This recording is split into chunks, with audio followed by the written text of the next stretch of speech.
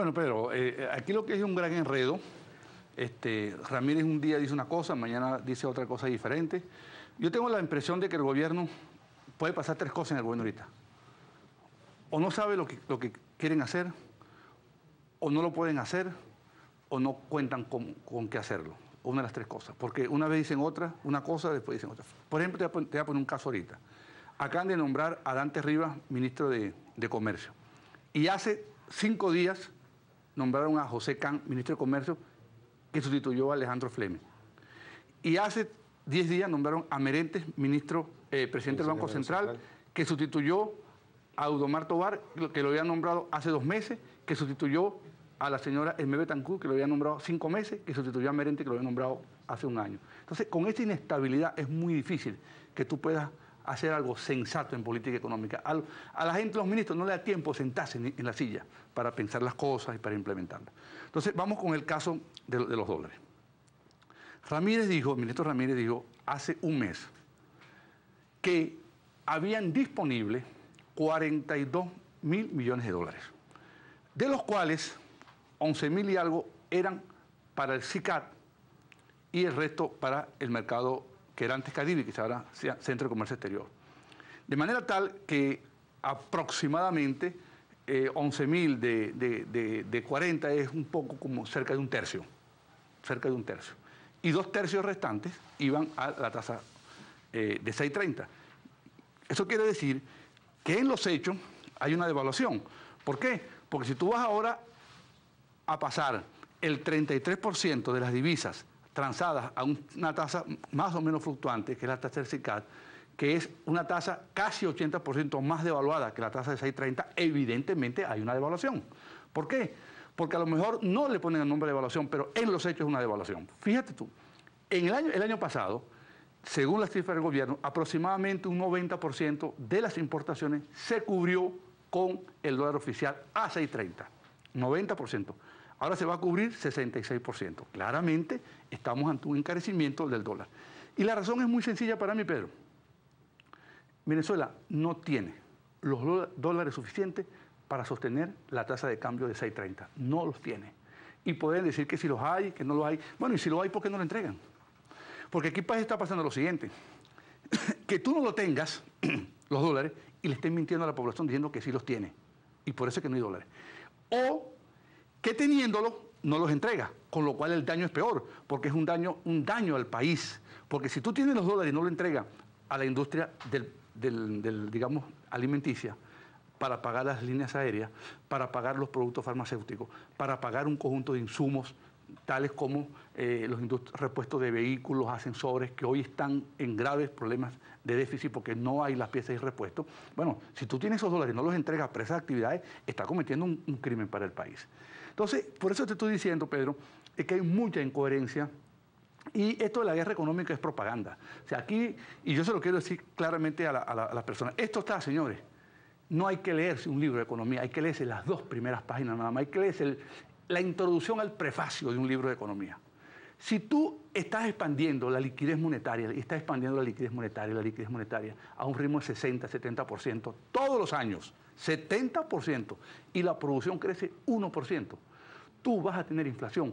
Así lo decretes, no lo decretes, supervises, no supervises, porque hay un torrente de bolívares que sale a la calle a buscar productos que no consigue y dólares escasos. Entonces, eso es lo que presiona la inflación. Entonces, aun cuando usted diga que no va a haber inflación, la termina viendo, porque tú puedes, o sea, si la inflación bajara por decreto, ya en el mundo no hubiese inflación. Con un decreto que con un solo artículo dice, se prohíbe que los precios suban, se pudiese decretar eso. Pero la inflación es una dinámica un poco más compleja. Y a mí me preocupa algo, pero muy significativo allí. Fíjate, los que dirigen la economía. Merentes no tienen nociones de la economía. Pero él no está directamente tomando las decisiones. Bueno, pero es presidente del Banco Central, imagínate tú. Rafael Ramírez es ingeniero, no tiene idea de lo que es la economía. Acaban de nombrar al ministro de Comercio, es Dante Rivas, es geógrafo. El que dirige el ministro de Industria, Wilmer Ramírez, el general mayor Wilmer Barrientos, y el otro es el general Herbert García Plaza. Yo creo que los 2 generales están más capacitados que los 3 anteriores. O sea, yo tengo más confianza en esos dos generales para dirigir la economía que en estos tres, porque estos tres lo que han estado es rotándose. Han ocupado cargos, fíjate, ¿cuál fue el último cargo de antes arriba?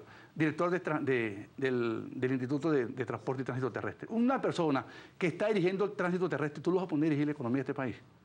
Hay unas contradicciones, pero José, mira, todos sabemos los problemas que estamos viviendo. Creo que se está tratando, por lo menos veo una intención del gobierno de tratar de solucionar algunos de estos problemas, por lo menos la intención.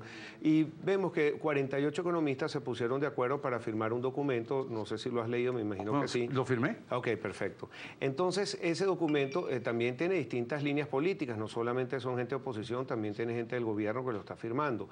Eso es un mapa, porque es muy sencillo, son 10 páginas, de cómo salir de esto que están llamando un colapso económico algunos de los economistas. No, yo no lo llamo colapso económico. No estamos en una situación de colapso, digamos, de hecatombe, ¿no? Es una crisis sostenida, prolongada, que se está agudizando, pero la palabra colapso yo no la uso. Lo están apuntando distintos economistas. Sí, lo que quiero decir es que podría venir ese colapso. Sí, pero yo prefiero no usar esa palabra. Y quería preguntarte después que me digas qué significa un colapso económico. Sí. Si quieres comenzamos por ese punto. Un colapso económico para mí ocurre en este país cuando el país se declara con una incapacidad para pagar, por ejemplo, su deuda externa o para financiar las importaciones. Un default de deuda, un incumplimiento, una cesación de pago, o que sencillamente no puede importar masivamente. Entonces, pero un país que aún con la crisis, aún con el mal manejo de la industria petrolera, tenga todavía flujo de caja por 45.000 millones de dólares, no está lejos de un colapso, a menos que el petróleo se agudice su caída y el país, ahí sí puede haber un colapso. De manera que yo preferiría plantear las cosas más en positivo, que es la idea del documento. ¿Qué es lo que el documento recoge? Algo que es evidente. O sea, quien diga que este país no está en crisis está viviendo en la luna, pero no en Venezuela. O sea, tenemos un problema por cifras del Banco Central. 56,2% de escasez, de inflación, la mayor del mundo. Tenemos una escasez de 22%, es decir, de cada 100 productos faltan 20. Y Ramírez lo reconoce ayer.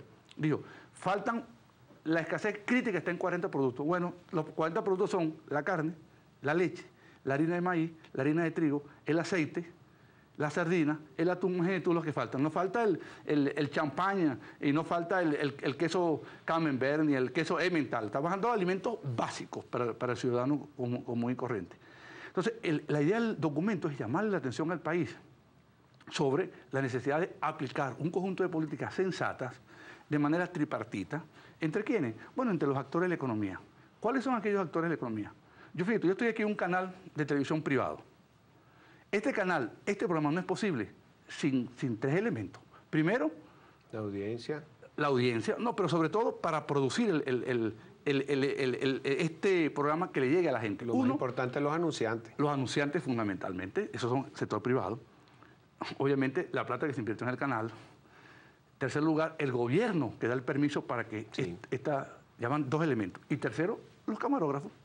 El personal, todo el mundo. Todo, aquí, desde la persona... No me da lo demás por fuera, no, desde la persona que maquilla. El coordinador se está quejando. Desde la persona que maquilla, el productor que te hace la llamada, los compañeros que están grabando, todos son... Sin ellos no hay programa y sin ti tampoco hay. Sí. Entonces, por eso ya llamo el diálogo tripartito. Entonces, el gobierno que quiere hacerlo todo él. Entonces, tratando de hacerlo todo él, hace nada.